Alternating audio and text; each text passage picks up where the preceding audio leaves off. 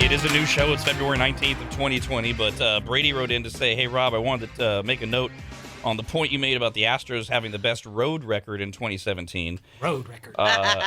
As being, quote-unquote, proof that they did not need to cheat. A Wall Street Journal article published about a week after the MLB investigation highlighted the use of the sign stealing both at home and on the road. Oh, Jesus God. This was an extremely extensive program from the top down. Major League Baseball has not acknowledged these claims, which in my opinion makes this all the more messy. So MLB has not said, yes, we caught them cheating on the road.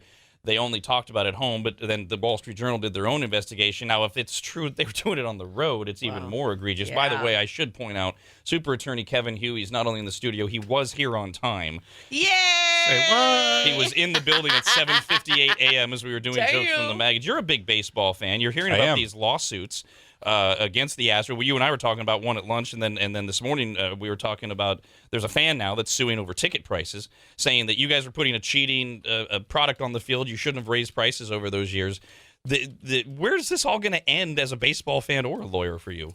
There are some interesting issues that could come from this. There's a little known law that I had never heard of until fairly recently called Save America's Pastime Act.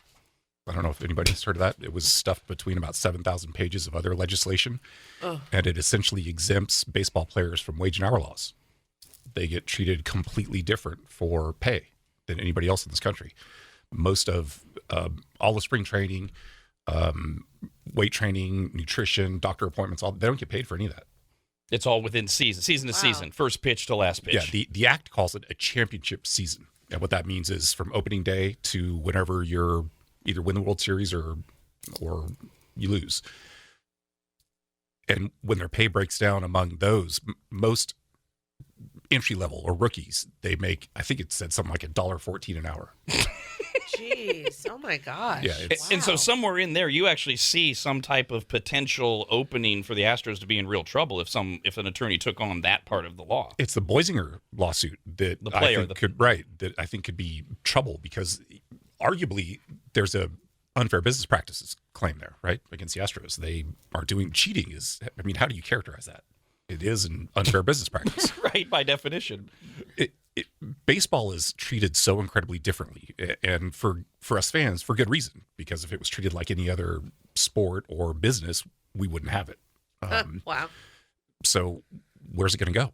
And this is the player we talked about. For those of you remember, he pitched his last game of his career in Houston. It was a horrible outing, and he was sent down to the minors, never got work again. The counter to that is, you were a terrible pitcher, though, before that. You played for 4 years, your ERA sucked, but you still see... And no one picked him up. You still see an opening for that.